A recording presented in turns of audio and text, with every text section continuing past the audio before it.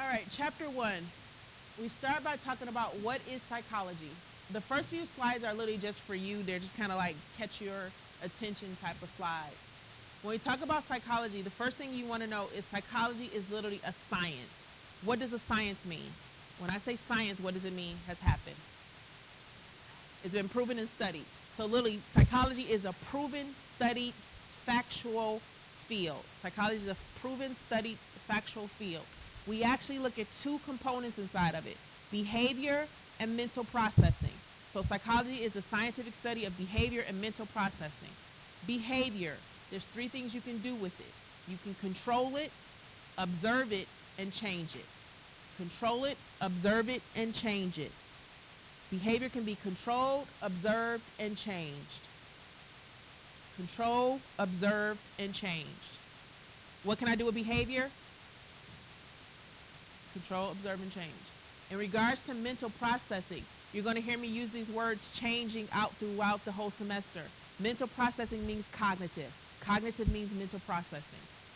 Okay? Cognitive means mental processing. When somebody says their cognitive functioning is impaired, it means that their mental processing is impaired. They're not processing things mentally correctly. Okay? Everybody good?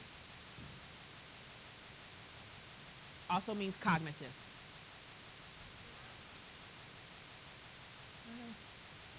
Now, in regards to the goals of psychology, there's 4 major goals in psychology, which really means no matter what we do in the field, these are the 4 goals we want to target.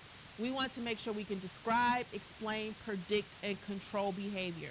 What is the difference between describing something and explaining it?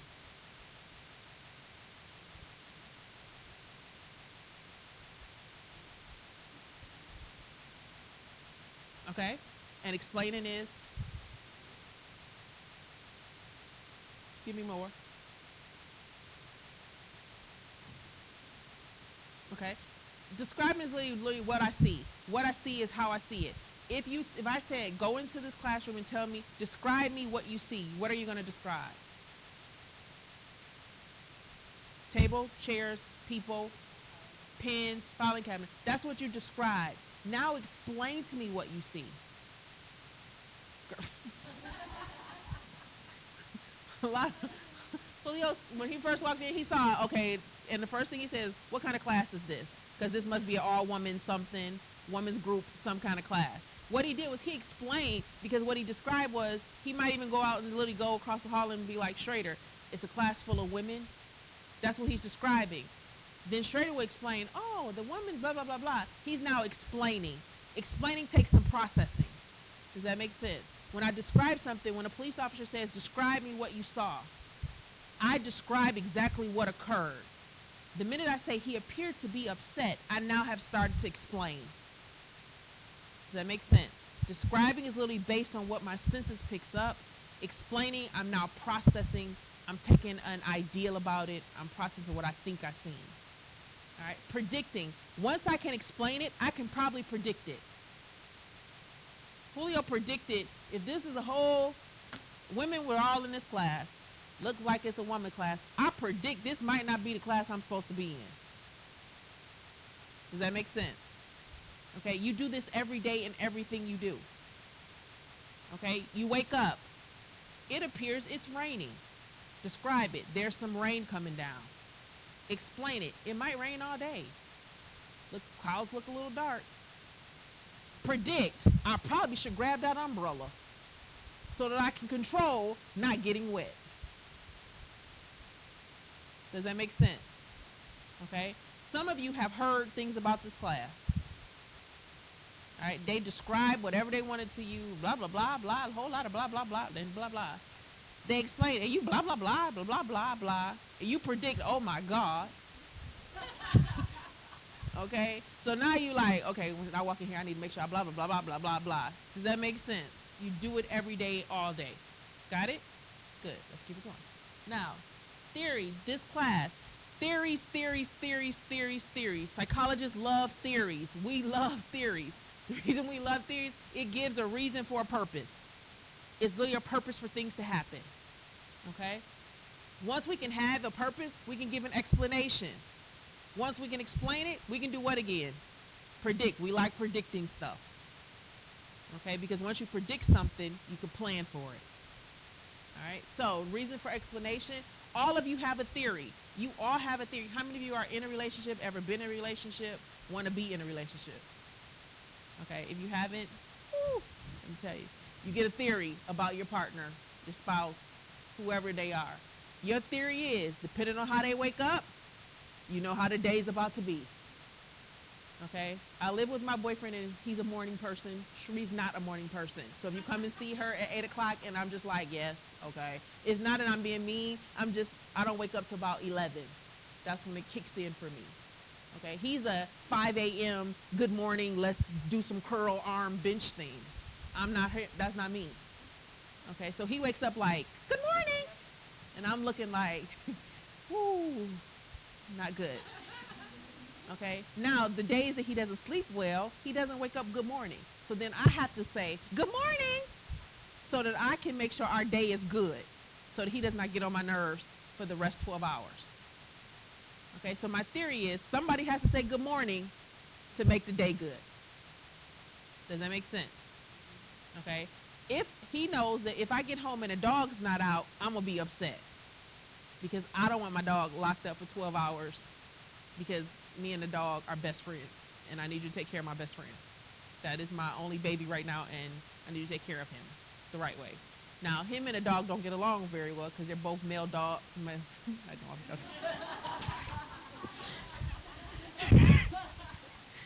He would be so offended. They're both males, and they got some territory problems. And unfortunately, I'm the territory that they're fighting over. Okay? To the point that they both have to sit next to me while we watch TV. And I'm trying to say, this the dog, man. You know, hey, it's the dog. And the dog is kind of like, and I'm trying to tell the dog, like, this is my man. Like, okay, both of y'all, we're going to have to work this out together. He's a Chihuahua. He only 7 pounds, but he swear he's 950 pounds. And he is fierce. Okay, he goes to, if I go to the bathroom, he needs to make sure he knows where I'm at all times. He's just, we've been together for 7 years, so the idea is that I've got a theory. If I can keep them both happy, we can keep peace in the house. Okay, it's a theory. You guys got your parents. You got a theory about your parents. How many of you had chores growing up? All right, the idea was if I wash these dishes before she tells me, my day is gonna be good. If she has to tell me, it's gonna be a horrible week. Okay, so my theory is if I get these done right, I've proven this. Because when I do them, she leave me alone. When I don't do them, I got to hear her mouth for the next 3 days about how ungrateful I am. That's my theory. Does that make sense? Now, unfortunately, in psychology, one topic has about 5 different theories.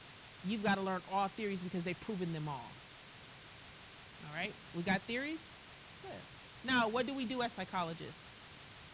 When you think of the word psychologist, what do you think? What do you think we do? Therapy. Help people. Research. We do that and so much more. We actually do research, practice, and teaching. Okay? Research. We do peer research and applied research. Peer research literally means we go out and actually get involved in the actual population. Okay? Georgia is number 2 in the country for the highest teenage pregnancy rate. Okay, which really means Georgia has more teenage pregnancies than anybody in the country other than one other state.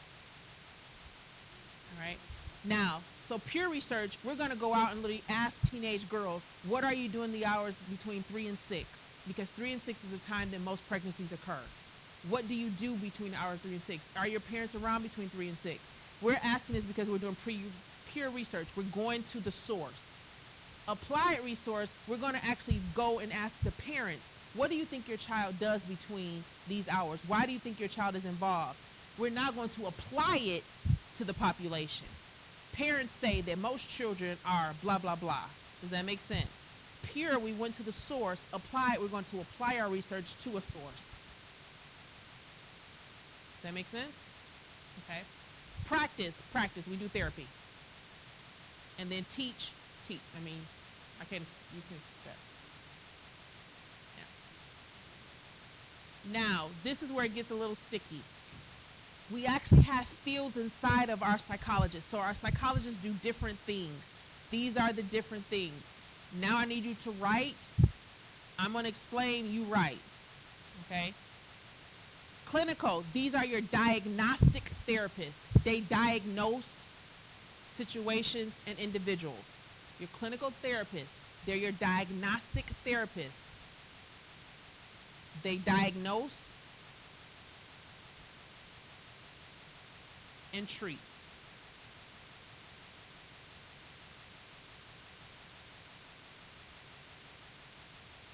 Your counseling therapists or your counseling psychologists, they handle everyday life situations.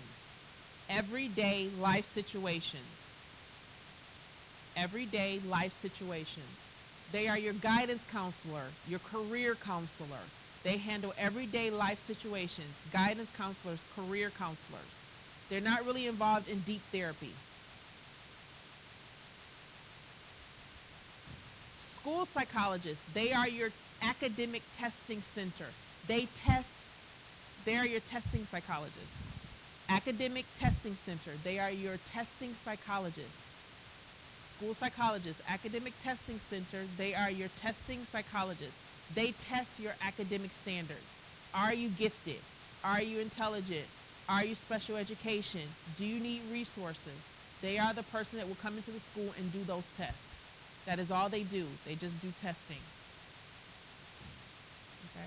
Your educational psychologists are actually doing research in an educational setting. Your educational psychologists are doing research in an educational setting.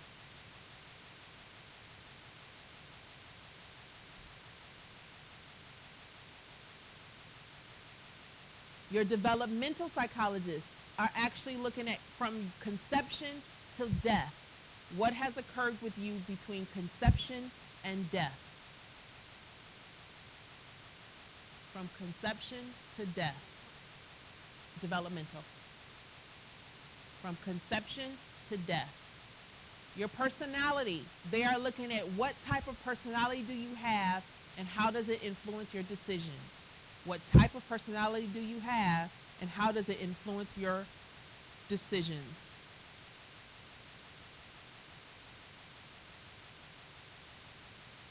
Social psychologist, how does your social interaction influence you as a person? How does your social interaction influence you as a person? How does your social interaction influence you as a person?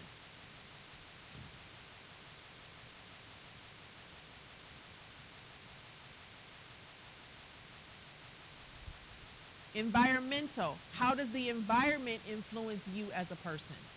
How does the environment influence you as a person? Environmental, how does the environment influence you as a person?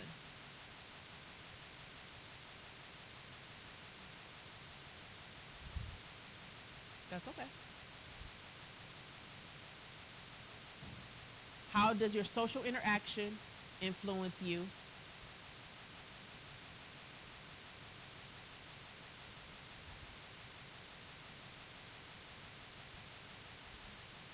And your environmental is literally how does the environment influence you?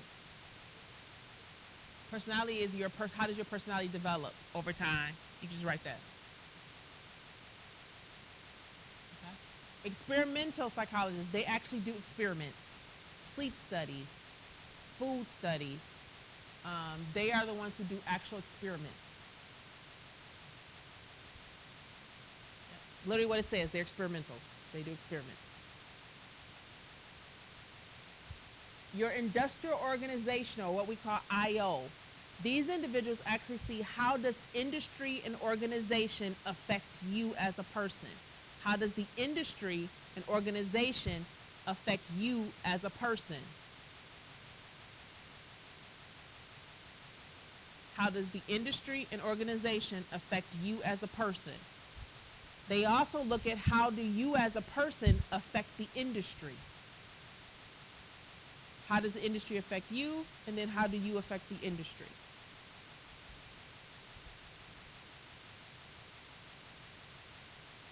I'll tell you a little bit about the IOs. Um, How many of you ever gone to the grocery store? How many of you ever went to the cereal aisle? Okay, you're 5 years old right now. Remember back when you were 5. Where's the Fruit Loops? Eye level. Can you grab them? You can, right? What's on the box? A bird. What color is the box? Red. Bright. Even the cereal is bright, isn't it? Really colorful, isn't it? Why do you want it? It's pretty. It's colorful. I want that. You're down the cereal aisle just grabbing everything that's got colors. And you're like, can I have this? Can I have this? And they put it all right there for you to grab it. You're now 29. You're on a health kick. You want grape nuts. Where's that at? Top shelf. Where is it located? Somewhere in the top. What color is that box? White. No colors needed. Only color on there that's writing is red writing. You're probably going to be like grape nuts, grape nuts, grape nuts, grape nuts, grape nuts. Oh, there they are. Why? Because they know I don't have to stimulate you as much because you are looking for this brown cereal that has no color, that sinks in the milk. Okay? Fruit Loops float. You put Fruit Loops in it, they float to the top. Okay? Kids need to keep the color going. Grape nuts, you got to scoop them up out the milk because they know I don't have to stimulate you. But what I will do is put red on the box. Why is there red on every box? Because red stimulates your hunger. Every fast food sign in America has red in it because it stimulates you to eat. 2 colors stimulate food, red and yellow. Every food in the aisle has 2 colors on their box, red and yellow, because the IOs realize that's what you're going to eat. If your kitchen is yellow, you're going to eat more every time you go in it. Every time you walk in there, you're going to be like, why am I hungry? Because your kitchen is yellow.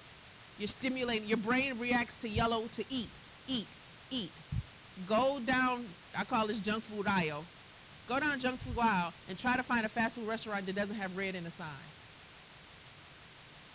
They know this. The IOs also found out how to design your grocery store. Everything that you need is on the outside of the grocery store.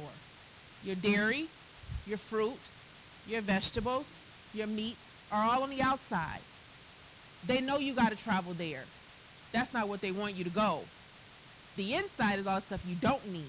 So where are the sale items at? They're placed on the aisle of the inside of the grocery store because your brain responds to sale, free, discount, buy one, get one free. Your brain's like, oh, that's a deal. So as you're walking to the counter, it was like, buy one, get one free, free, free. And you're like, oh, let me go down here. Now I know I got to travel you down here, and I got all these bright red and orange colors to grab you like, oh, I wonder what this is like. Oh, no, this is like. The IOs know this, so they know how to stimulate you. They also know that when you're standing at the counter, I got to get you to buy things. So I'm going to put all of the single items at the counter because you're psychologically going to think you're doing better because you bought a single item than buying the whole pack. So back about 3 aisles, I sold you the whole 9 Snicker bars in a pack. At the aisle, I'm going to sell you 1 because it's going to be a quick buy. The IOs figured that out. They also realized that if I give you an assessment before you get a job, I can tell you if you're right for the job. They're the ones you got to do that little questionnaire. Have you ever stolen before? Have you ever taken something without permission? Have you removed something without asking? And you like, oh no, I've never stolen. You're lying. Everybody in this class has stolen before. No, don't. But they're aware of the lie factor because they want to see how many times will you keep. They're going to ask the same question 5 different ways. And they're trying to trick you up to see what time will you answer something different. Have you ever removed something without permission? And you sitting there like, technically, yes. They're timing to see how long it takes you to answer this question. It's not a time test, but the system's designed to see how long did you process this question to see how honest you are. If you battled with it for a while, they know you had to battle with it. You probably got a consciousness going on. Compared to no, you don't care. Well, hey, just give me the job. I know not to put you with the money. I'm probably gonna stick you back. I probably won't even put you with stock because you might grab some stock. That's what the IOs do. Okay? The health psychologists actually see how does fitness influence well-being. How does fitness influence well-being? How many of you work out? Ever worked?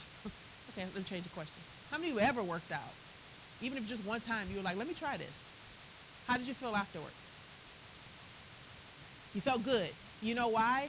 Your body actually releases a hormone. It releases a hormone to give you your own natural morphine. It's called endorphins. You get high off of them. They're addictive. You ever heard people talk about the runner's high? It literally is a high that you feel so high because your body is off its own medication. Okay? It happens in 3 different cases. There's only 3 times your body's going to release this hormone. Working out, exercise, and harm. If you break something, your body releases it really quick to try to help you deal with the pain. Okay? This is why some people are athletes can break an arm and play a whole game because endorphins kicked in and actually numb the pain while they're high during that time. Sex is the other time. You ever heard people, I'm not going to ask you your sex life, but if you ever had sex and afterwards people go like, oh, you're glowing. Your body's literally released the hormone that left you with the glow. You're actually high off your own body. Okay? And then exercise. It just pours it into the bloodstream. It also makes you the happiest. Okay? If you exercise, you literally have a happier life. So I'm not talking, you don't even have to intense exercise. If you just walk, it actually makes you happier. All right? Sports psychologist is probably one of the best jobs ever, probably the hardest thing to get into. These individuals are psychologists that work with NBA, NFL, your sports teams. They are psychologists that works with your sports team. When LeBron James loses a game, the psychologist comes and asks him, how did he feel about the loss?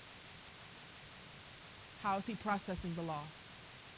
Is he well with the loss? Can he handle the rest of this? They're going to talk to all of them for $180,000 a year. Mm-hmm. He'll tell him, you might just sit down the next game, you're not psychologically ready. That is his job. Yeah, he has a great job. Forensic psychologist is probably one of the most interesting jobs. These individuals actually go in to figure out why the crime was committed.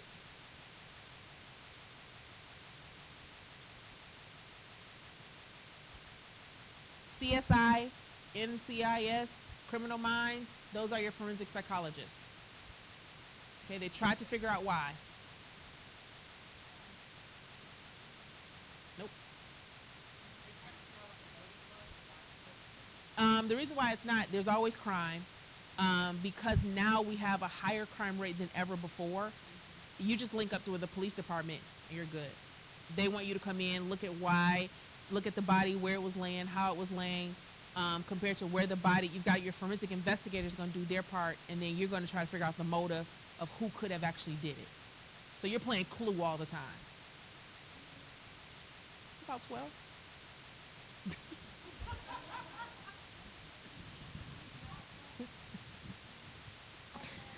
The field of the field of psychology, I always tell people it's a dedication game. Smart people don't graduate. Determined people do. And literally, you can leave the field of psychology with all C's, but determined, you'll get finished. But it's going to take you to be determined to finish. The field is lucrative in what you can do. There's always something for you to do when you finish it, but it does take you determination to finish it. It's not a quick fix, but it's a long-term fix.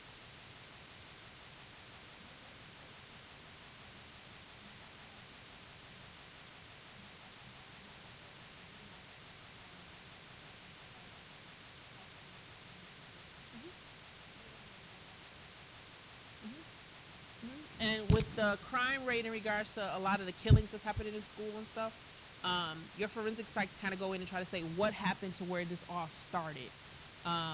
They've actually found out where we do statistics now. They build jails based on third grade test scores. So they literally go and find third grade test scores. How do third graders test in school? If they are below average, they will build more jail cells in preparation for them to enter. They take all the state tests. They look at the third grade test scores.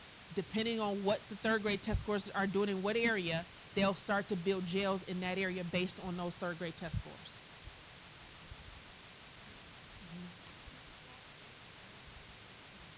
And that's how your thought is. Depending on what you're doing in third grade, you're probably going to keep a pattern going based on it. So those low socioeconomic economy places that don't have the best resources, test scores are probably usually the lowest. They're going to have more jails around their community. Yeah. It's good and not bad because my thought is take the third grade test scores and create educational systems, create prevention systems. Don't prepare for entry, but they don't agree with me, so it is what it is. Me and the government don't agree with everything. Yeah, we don't. We not. Now, you know what we all do. You want to know that because on your quiz, that's huge. All of those psychologists, their application, remember this is application test exam. This class is all about applying stuff. So it might literally say, Dr. U is watching a woman pregnancy and trying to decide what is best for her child once he's born. What type of doctor, what type of psychologist is he? He's a developmental psychologist. Does that make sense? Yeah. Got it? So you got to make sure you understand those. Yes? No? Y'all got that deer in headlight look going.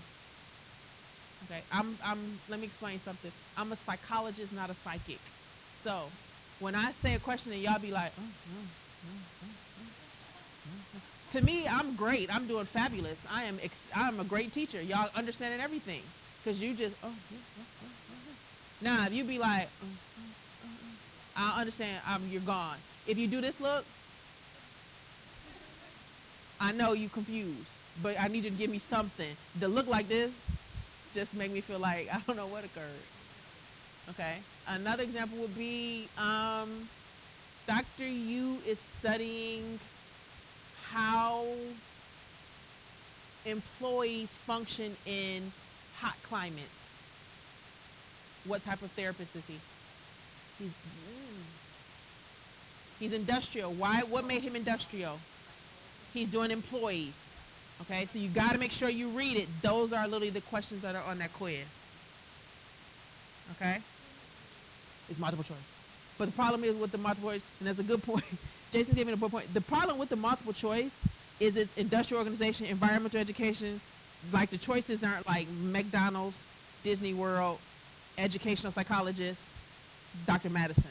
It's like your 4 choices. So he's making a good point. They're multiple choice, but make sure you know what choice. Especially school versus education. That's going to get tricky because people hear school and they're like, oh, this. No, 2 totally different fields. Yes? Overwhelmed? Correct. Say, would you ask me? Another one? You just really making my brain work hard right now. Educational is research in an educational setting. Another example. Okay. Dr. U is getting a lot of clients today. Dr. U has determined that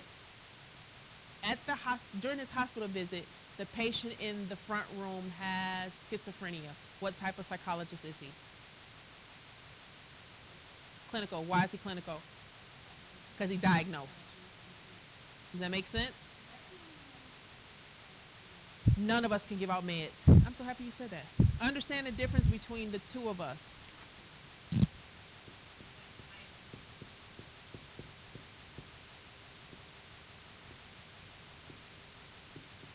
There's a difference. People with PhD, PsyD, we got a bunch of numbers, letters. We got the alphabet game going on over here. You don't have to write all those down. All of these are psychologists. You need to know psychologists cannot prescribe medication. Psychiatrists have a medical degree. They can prescribe medication. Psychologists do your therapy. Medical doctors just do your evaluation. I thought about going back.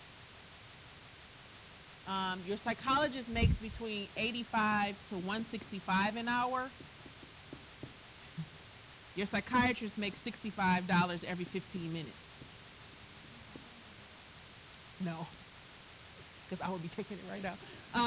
This is your psychopharmacology. They're not here to talk about your problem. They just want to know, is that Prozac working? Is the Paxil working? Do you need a refill on your prescription? Okay, thank you. Here's your refill. See you in 30 days. Because they're the medical doctor. This person literally wants to know, why do you need this Paxil? What occurred back in 2000 that made you have to have this? What's going on with you? Let's figure out some strategies. They have to refer you to here. And then they will refer you back here. Does that make sense? Okay. This person has a residency completed. They are a medical doctor that practices psychology. So they have a specialization in psychology, but they are a medical doctor. This person does not have a residency. They have an internship. Both of them are doctors. Got it? Good. All right, we're going to stop here. Now, in regards to the class, and I'm sorry, in regards to Angel, what I want you to do, you're going to go into week 1 you're going to complete the first 3 assignments. Do not start the quiz yet. Don't start the quiz yet because we haven't finished chapter 1. Okay? What did I say? Don't do what? If you start the quiz, I will, whatever you score on it, I'm leaving it there. I'm not deleting it because I told you don't start the quiz. Again, don't do what? Don't start the quiz. Do the other 3 assignments. Yes, you can do the quiz after Monday, and I might push it back time-wise. I'll tell you. You're going to do the quiz Monday, but not until after class. Please don't do the quiz. Do the first 3 things. You guys can do the first 3 things. No problem. I might push it back a little later. It'll be Monday, but it may be like midnight or something like that. I'll give you time to go home and work and live life. I guess.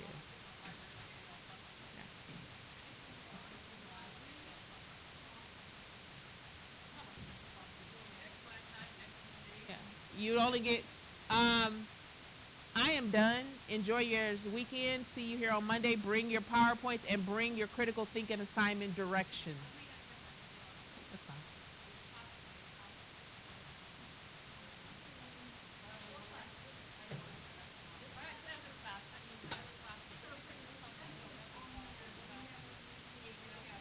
Um,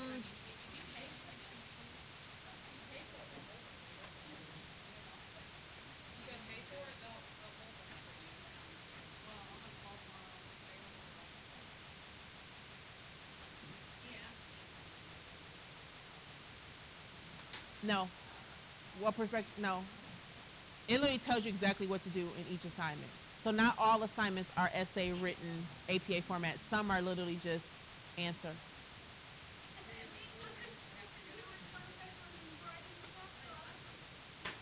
This might be one of those classes that challenge you.